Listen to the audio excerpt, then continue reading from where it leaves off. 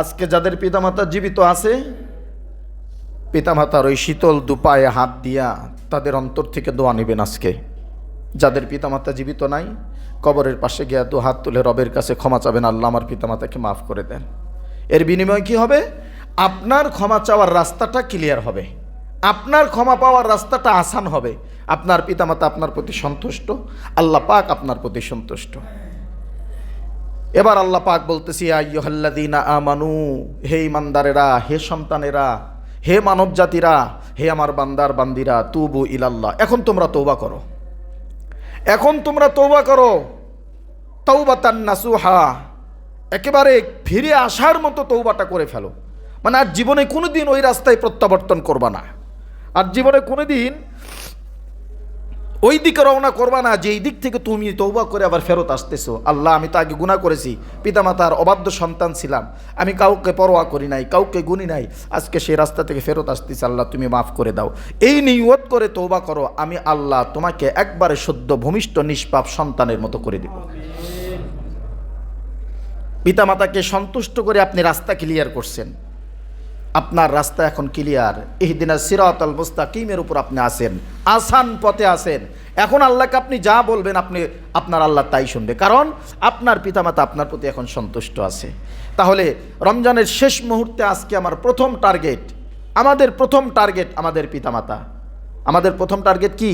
আমাদের পিতামাতা। এই শাওয়ালের চাঁদ ওঠার আগেই, মাগরিবের সময় রমজানের সূর্য অস্তমিত হয়ে যাবে না, তখন আবার শাওয়ালের চাঁদ উদিত হবে। এই চাঁদ উদিত হওয়ার আগেই আসমানে রমজানের চাঁদ ঝুলন্ত থাকা অবস্থায় আপনি পিতামাতার কাছ থেকে ক্ষমা নিয়ে মহান রবের কাছ থেকে ক্ষমা প্রার্থনা করবেন। রাজি আছি ইনশাল্লাহ? আল্লাহ পাক তৌফিক দান করুক বলি আমিন।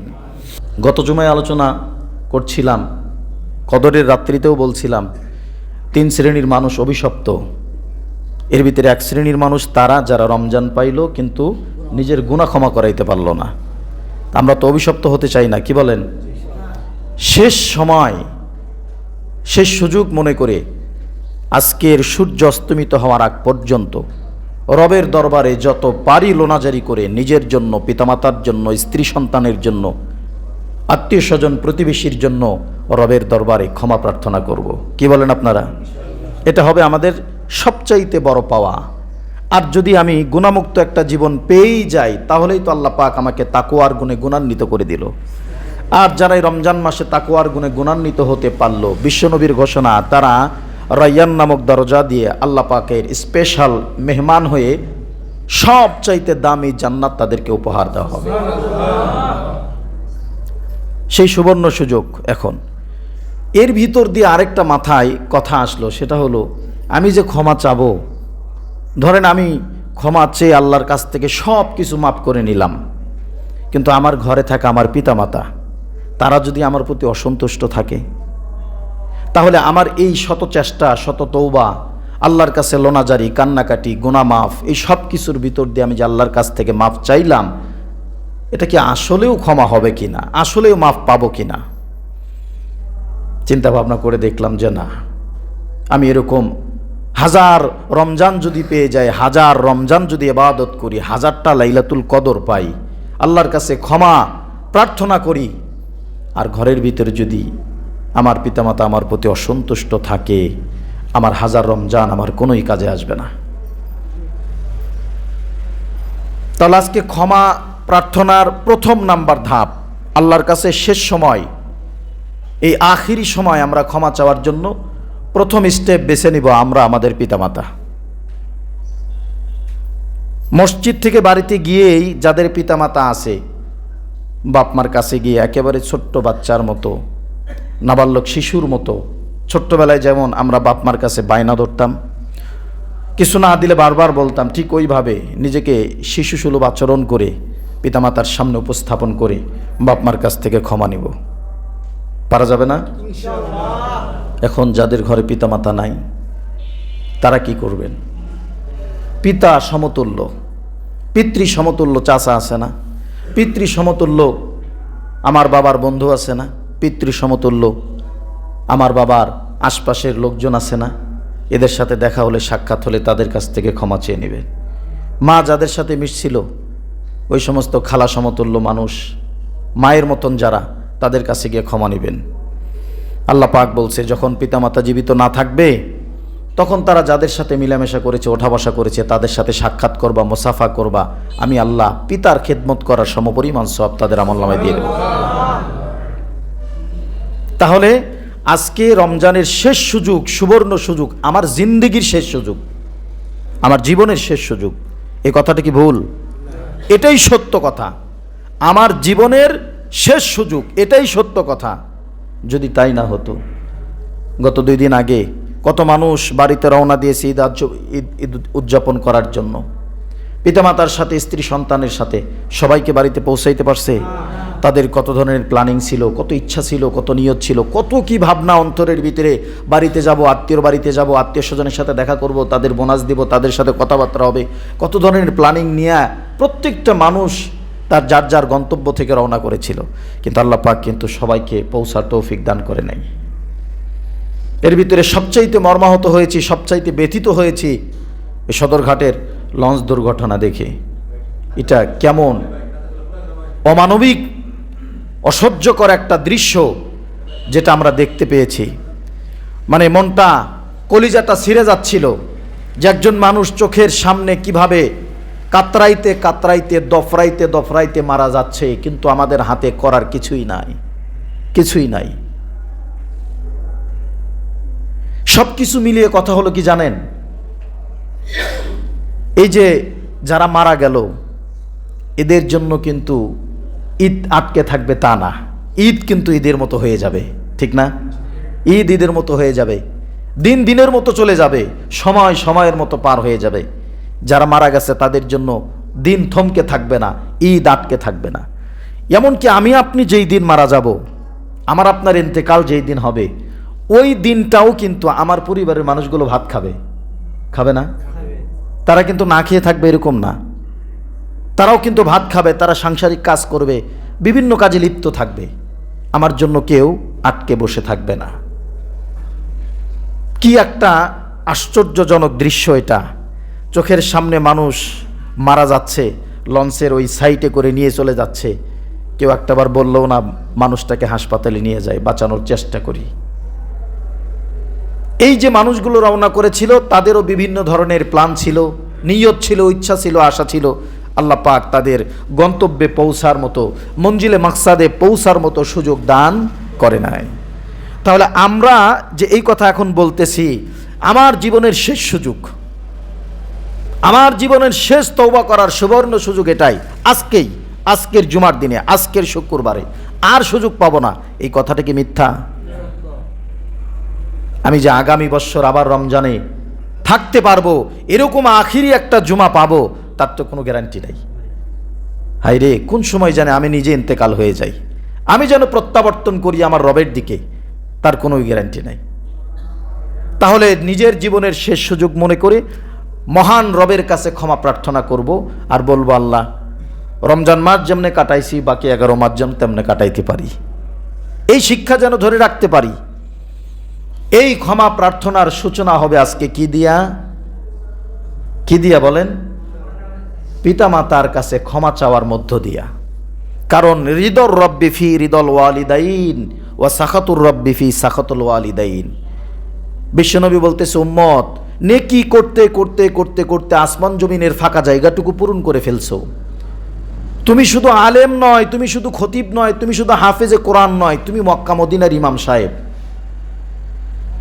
তুমি বাংলাদেশের জাতীয় মসজিদের খতিব সাহেব, তুমি বহুত কিছু হয়ে গেছো, অনেক বড় কিছু হয়ে গেছো, অনেক আবেদ হয়ে গেছো।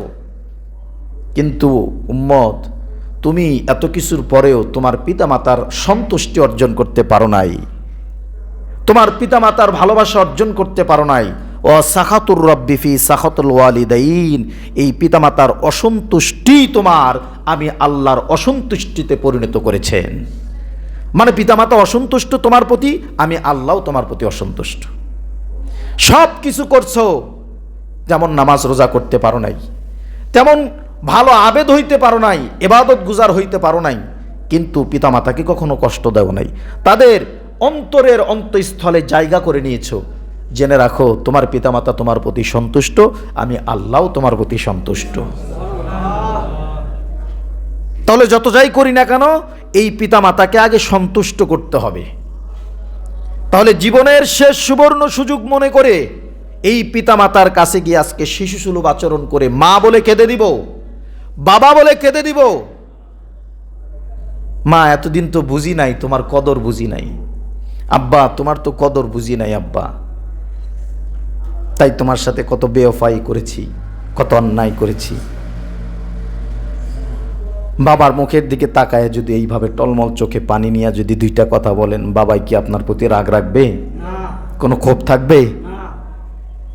আমার জীবনে আমি বাবার আদর পাই নাই, তাই বুঝি বাবা কে জিনিস।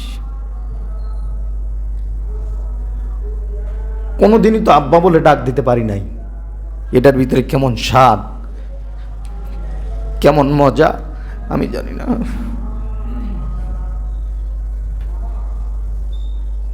তাই মাঝে মধ্যে মনে হয় এই ঈদের দিনে কত মানুষ বাবার সাথে ঈদগাহে যায়, আমি যাইতে পারি না। ছোটবেলায় কত মানুষ বাবার সাথে ঈদগাহে যায়, আমি কোনোদিন যাইতে পারি, আব্বা বলে ডাক দিতে পারি না। কোনোদিন এ জন্মে বাবার কোলে উঠতে পারি নাই। আপনাদের ঘরে বাবা আছে কিন্তু বাবার কদর করতে পারেন নাই। অনেক বড় হতভাগা আপনারা, অনেক বড় কপাল পোড়া। এক ভাই এসে বলতেছে, হুজুর গত জুমার আগের দিনে, হ্যাঁ, বলতেছে হুজুর আমার বাবা 2 বছর আগে মারা গেছে। বাবা মারা যাওয়ার পরে প্রথম ঈদ যখন আমি করতে যাই, প্রত্যেকবার ঈদের ভিতরে আমার বাবা আমারে ডাক দিত, পুরা পরিবারের সব সদস্যরে ডাক দিত, পুরুষ সদস্যদেরকে ঈদগাহে পাঠায় দিত, মহিলাদেরকে বলতো বাড়িতে খাবার দাবার রান্না করো। বাবার সাথে দেখা করে ঈদগাহ মাঠে চলে যাইতাম। হুজুর এইবারও ঠিক ওই রকম নিয়ত করে ঘর থেকে উঠছি। ওইটা যখন বাবার ঘরের সামনে দিয়ে যাইতেছি, মনে করছি ঘরের ভিতরে বাবা আছে। বাবার ঘরের ভিতরে তাকায় দেখি বাবার বিছানাটা খালি পড়ে আছে। বাবাটা এরকম দৃশ্য অনেকের ঘরে আছে, অনেকের ঘরে এরকম দৃশ্য ঈদেও হবে। গত বছর বাবা ছিল, কিন্তু এই বছর ঈদগাহে যাইতে সময় বাবাকে আর পাবেন না। মা ছিল, ঈদগাহে যাওয়ার আগে মায়ের সাথে সালাম করে মার সাথে কথা বলে তারপর ঈদগাহে যাইতাম। এইবার অনেক সন্তান আছে ঈদগাহের মাঠে যাবে, কিন্তু মায়ের সাথে আর সাক্ষাৎ হবে না। শুধু এই ঈদেই আপনি যদি কিয়ামত পর্যন্ত হায়াত পান, কিয়ামত পর্যন্ত আর পিতামাতার সাথে সাক্ষাৎ হবেন। প্রিয় ভাইরা আমার, তাই যাদের পিতামাতা এখনো জীবিত আছে এদের কদর করার চেষ্টা করবেন। আল্লাহ তৌফিক দান করুক বলে অনেক কদর করবেন, অনেক সম্মান দিবেন, মাথার তাজ মনে করবেন তাদেরকে। আল্লাহ পাক আপনাকে ঠকাবে না। এই পিতামাতার কথা মনে করে আপনি নিজেকে তৈয়ার করবেন। আবার কেমন করে?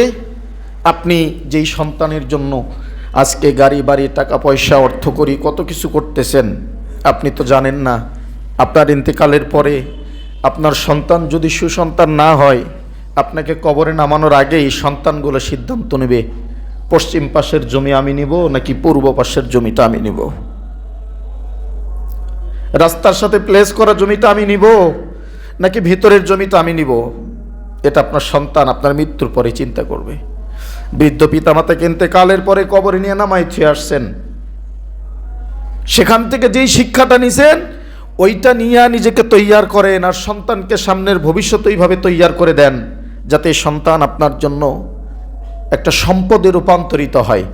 আপনার মৃত্যুর পরে সম্পদের কথা চিন্তা না করে আপনার সন্তান আপনার কথা চিন্তা করে, আমার বাবা এত কষ্ট করে এত কিছু করে দিয়ে গেছে, আমার চোখের সামনে দেখছি আমার বাবাই শীতের দিন এক কম্বলে এক লেপে থাকতে পারে নাই, তাকে ডাবল গরম কাপড় দেওয়া লাগছে।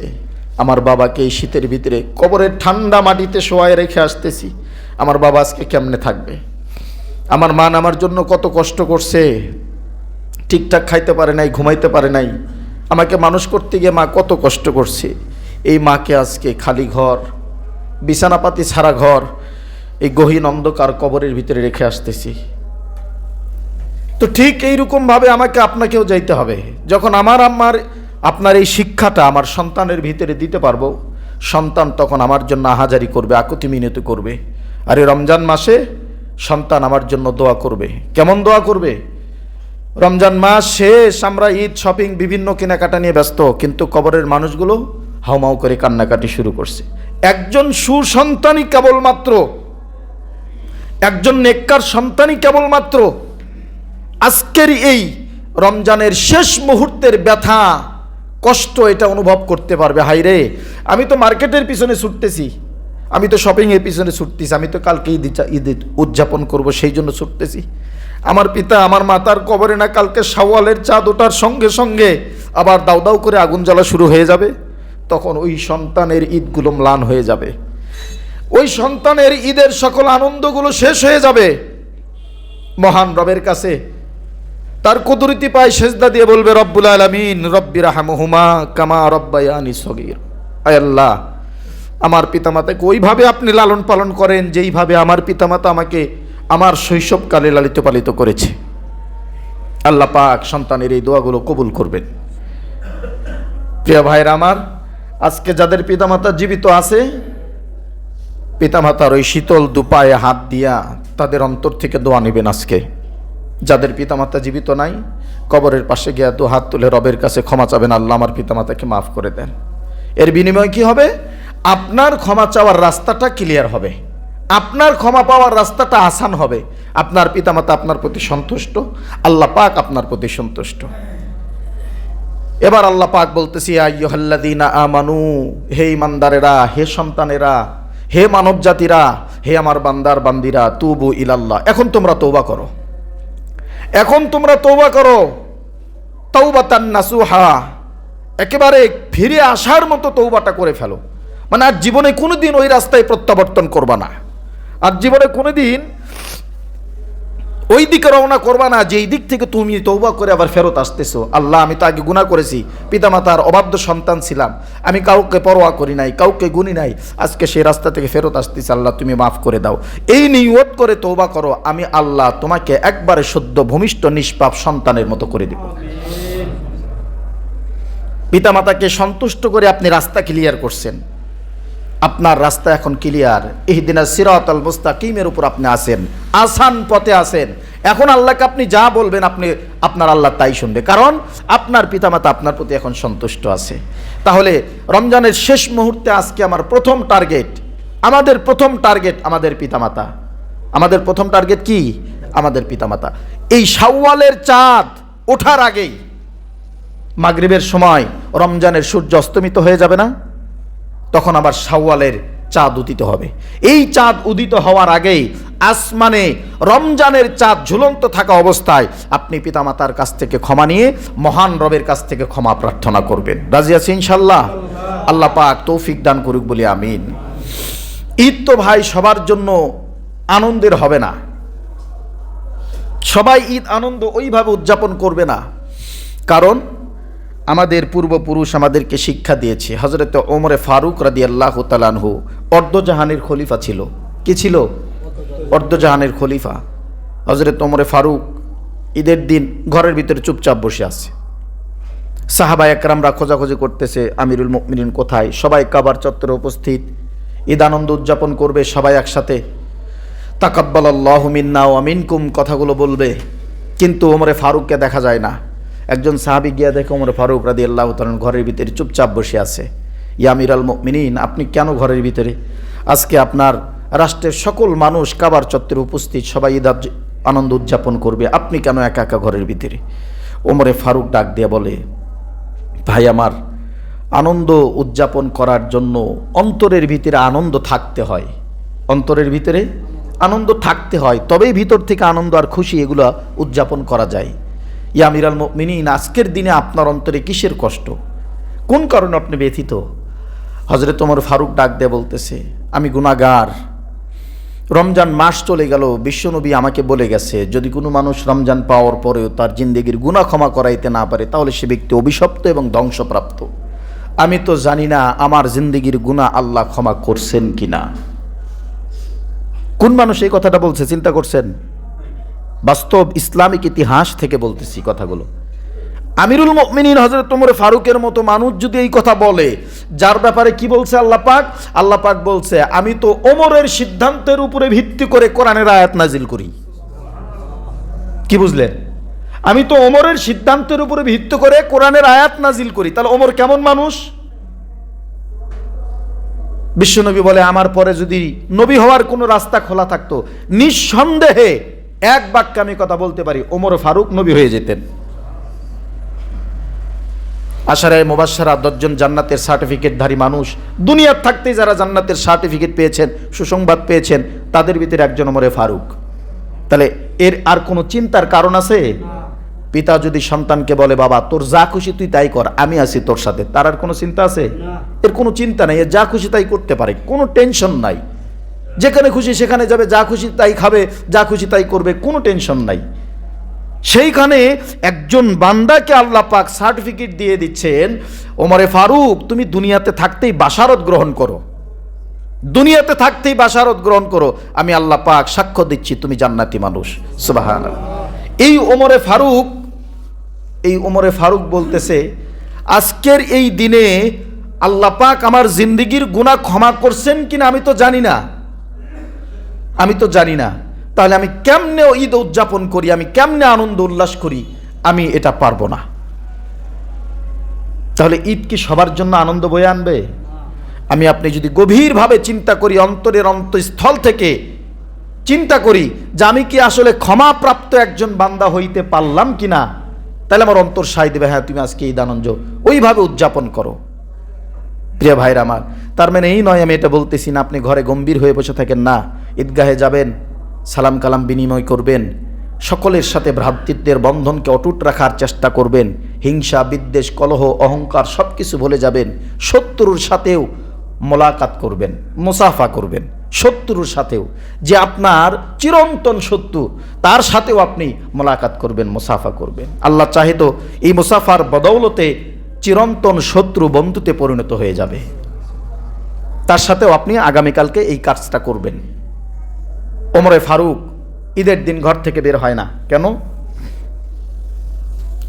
তার বিবি ডাক দেয়া বলতেছে আপনি কেন ঘর থেকে বের হবেন না? বলে তুমি তো ভালো করেই জানো ঘর থেকে কেন বের হব না, আমার পরনে ঈদের নতুন কোনো জামা নাই। অর্ধজাহানের খলিফা বলতেছে আমার পরনে ঈদের নতুন কোনো কি নাই, জামা নাই, আমি কেমনে বের হব? তখন ওমরে ফারুকের স্ত্রী বলতেছে তাহলে তো সন্তানগুলো ঘর থেকে বের হতে পারে না,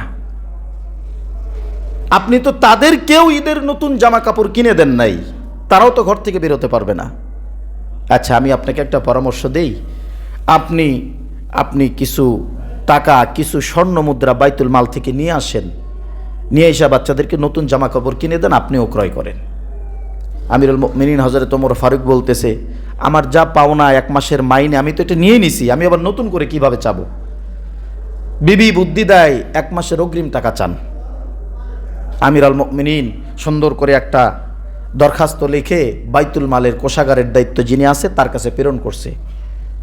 বাইতুল মালের কোষাগারের দায়িত্ব থাকা লোকটা যখন আমিরুল মুমিনের হাতে লেখা একটা দরখাস্ত পেয়েছেন, দেখে সেখানে লেখা আছে আমাকে যদি অনুগ্রহপূর্বক 1 মাসের অগ্রিম বেতন প্রদান করা হতো আমি রবের দরবারে শুকরিয়া আদায় করতাম। আমিরুল মুমিনের চিঠির উত্তরে কোষাগারে থাকা ব্যক্তি উত্তর দিয়েছেন আমিরুল মুমিনিন যদি 1 মাসের অগ্রিম টাকা আপনাকে নিতে হয় তাহলে আপনাকে সরজমিনে সশরীরে বাইতুল মালের সামনে উপস্থিত থাকতে হবে। পৃথিবীর এমন কোনো রাষ্ট্রের অর্থমন্ত্রীর এই ক্ষমতা আছে রাষ্ট্রের প্রধানকে এইভাবে কথা বলবে? আছে? ন্যায় পরায়ণতা সে জামানায় প্রতিষ্ঠিত ছিল বিধায় এই কথাগুলো বলতে পারছে।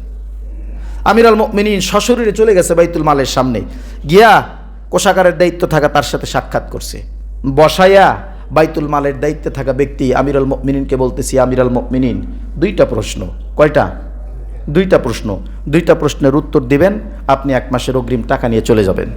আমিরুল মুমিনিন আপনি বলতেছেন 1 মাসের অগ্রিম টাকা আপনাকে দেওয়ার জন্য। আপনি এখন আমাকে বলবেন এই 1 মাস আপনি এই আমিরাল মুমিনিন অর্থাৎ অর্ধজাহানের খলিফা নিযুক্ত থাকবেন, এটার কোনো গ্যারান্টি আছে কিনা? মানে 1 মাস, যে 1 মাসের বেতন আপনি যাচ্ছেন, এই 1 মাস আপনি ক্ষমতায় যে থাকতে পারবেন, এটার কোনো অথরিটি আর গ্যারান্টি আছে কিনা আপনি বলেন। ওমর ফারুক হতভম্ব হয়ে বলতেছে, না, সেই গ্যারান্টি তো দিতে পারবো না। ইয়া আমিরাল মুমিনিন, আমি বাদ দিলাম বিষয়টা, দরকার নাই।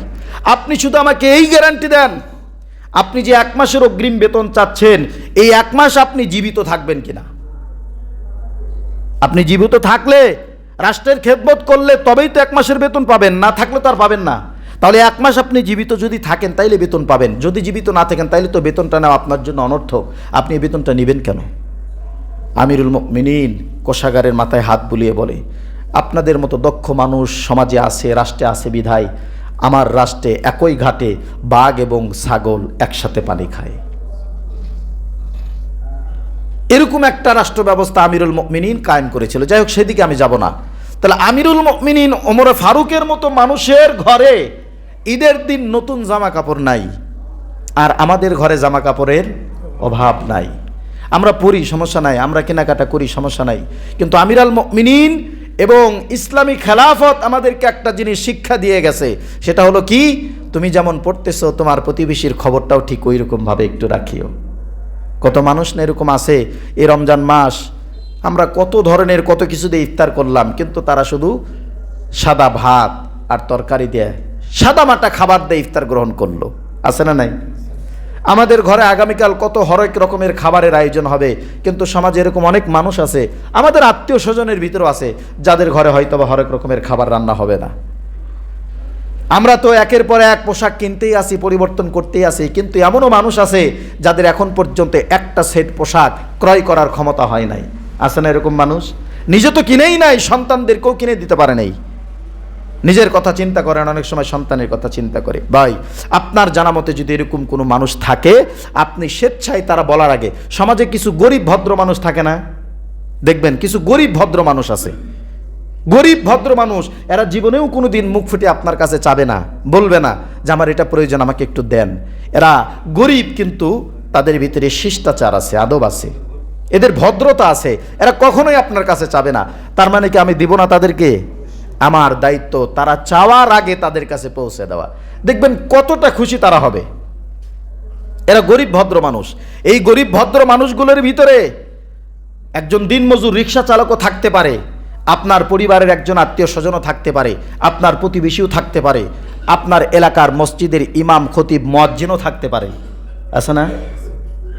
আপনার এলাকায় থাকা মাদ্রাসার শিক্ষকগুলো থাকতে পারে, আপনার এলাকায় থাকা স্কুল কলেজ এদের শিক্ষকগুলো থাকতে পারে। আপনার বাড়িতে টিউশনি করায় একটা মানুষ, এই মানুষটাও ওই রকম গরিব ভদ্র মানুষ হইতে পারে।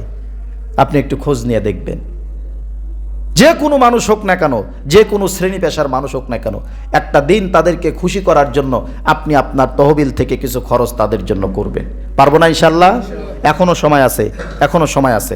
আজকের সূর্য অস্তমিত হওয়ার আগ পর্যন্ত 1 টাকায় কয় টাকা সওয়াব? 70 টাকার সওয়াব। আল্লাহ পাক সকলের সাথে ঈদ ভাগাভাগি করে ঈদের সৌন্দর্য রক্ষা করে চলার তৌফিক দান করুক বলে আমিন। এরপরে রমজান মাসের শেষে আরেকটা কর্মসূচি, সেটা হলো কি, মান সামা রমাদান সুম্মা আতবাহু সিত্তাম মিন কুল্লি শাওয়াল কানা কা সিয়ামিদ দাহরি কুল্লিহি। বিশ্বনবী বলে, রমজান মাসে 1-এ 10 পাইছো তোমরা, 30টা রোজা করার কারণে 300টা রোজার সওয়াব পেয়ে গেছো। কয়টা? 30টা রোজা রাখার কারণে 300টা রোজার সওয়াব পেয়ে গেছো। আল্লাহ পাক তোমাদেরকে সংক্ষিপ্ত হায়াত দিছে, সংক্ষিপ্ত হায়াতে তোমাদের জান্নাত অর্জন করতে হবে। কিভাবে করবা?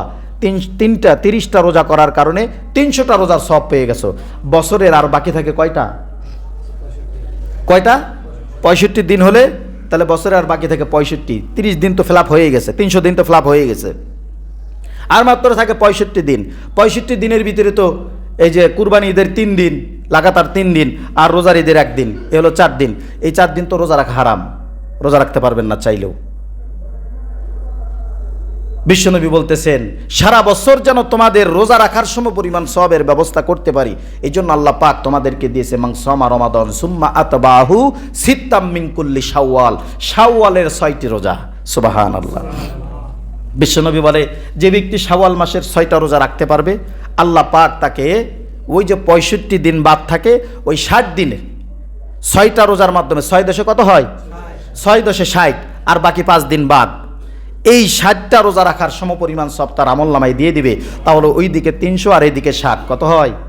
360। অর্থাৎ আপনি সারা বছরই কেমন জানি রোজার ভিতরেই কাটায় দিলেন। সুবহানাল্লাহ। তাহলে 30টা রোজা যদি রাখতে পারি, বাকি 6টা পারবো না ইনশাল্লাহ? শাওয়াল মাস পড়ার সঙ্গে সঙ্গে আমরা চেষ্টা করব ঈদের দিন বাদ দিয়া তারপরের দিন থেকে রোজা রাখা শুরু করতে পারি, অথবা একদিন গ্যাপ দিয়ে পরে এইভাবে রাখতে পারি। অর্থাৎ শাওয়ালের চাঁদের ভিতরে 6টা রোজা রাখার চেষ্টা করব ইনশাল্লাহ। শাওয়ালের চাঁদের ভিতরে 6টা রোজা রাখার চেষ্টা করবো ইনশাল্লাহ। এখন এখানে আরেকটা প্রশ্ন জাগে, হুজুর রমজানের ভিতরেই তো আমার অনেক রোজা বাদ পড়ছে, বিভিন্ন কারণে, মাজুরির কারণে, শরীয়ত সম্মত কারণে আমার রোজা বাদ পড়ছে। তাহলে আপনি ওগুলো আদায় করবেন আগে, তারপরে নফল রোজা আদায় করবেন। কিন্তু ওই ফরজ আদায় করতে গিয়ে যেন নফল ছুটে না যায়। তাহলে একটু হাতে সময় নিয়ে আদায় করা শুরু করবেন, যাতে বাদ পড়া রোজাগুলো আদায় হওয়ার সঙ্গে সঙ্গে এই 6 রোজা আবার আমি আদায় করতে পারি। তাহলে যদি আমরা এই 6 রোজা রাখি, তাহলে সারা বছর 365 দিন রোজা রাখার সমপরিমাণ সওয়াব আল্লাহ পাক আমলনামায় দিয়ে দিবেন।